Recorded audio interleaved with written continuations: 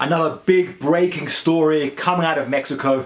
At about 1:40 a.m. this morning, the former governor of Jalisco state, Aristóteles Sandoval, was tragically gunned down in the beach town of Puero Vallarta in a bar called Distrito 5. There's been a history of political assassinations in Mexico, but this is the most important one for some years. It's a big breaking story with a lot of different data and facts coming in, with some contradictory information, and there will be updates. But at this moment, there's three questions I want to ask about this murder.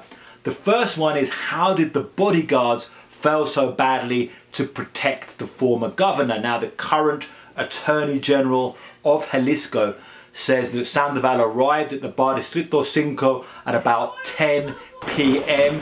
He was having drinks with two male friends, one female friend. He got up to go to the bathroom and the assassin followed him there and shot him in the back.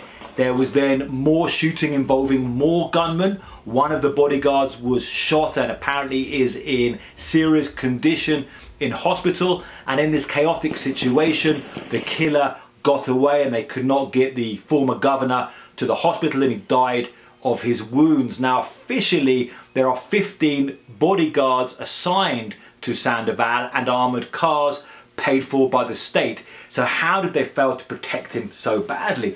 Now, I talked to an active police officer in Jalisco, and he said that while there are 15 bodyguards assigned to him, there were only 6 on duty at that moment. There were 2 inside the bar, Distrito 5, and 4 waiting outside. He also said that Sandoval didn't like to be too close to his bodyguards. When he was out drinking with friends, he liked to have a bit of distance, and this could explain how things played out if this is all true. However, there's still questions about that. Even if it was 6 bodyguards, how did they allow this to happen, allow the killer to get away? The second big question is that the AG of Jalisco said that the bar staff immediately started cleaning up the scene, brushing up the bullets, the chaotic situation, and destroying evidence. Now, this raises a massive question mark. Why did they do this? And how did the police arriving on the scene allow them to do this? This raises a big question about practices and any corruption there. Now, the third big question is, of course, who was behind this assassination? It obviously looks like a major planned job involving multiple gunmen.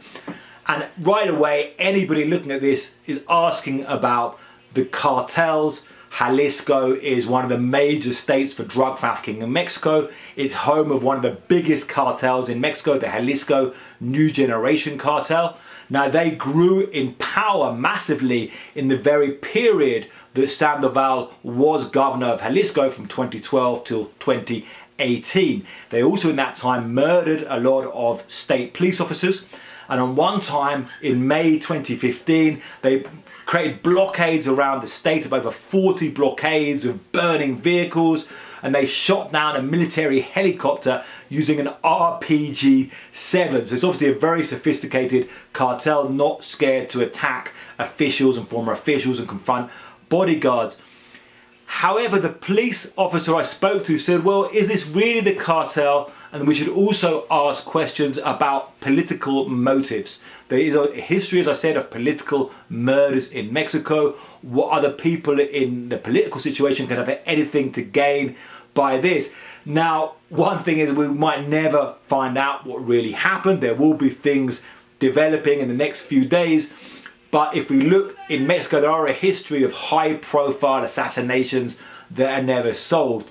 In Jalisco itself, back in 1993, the Cardinal and Archbishop of Guadalajara was himself assassinated in Jalisco airport.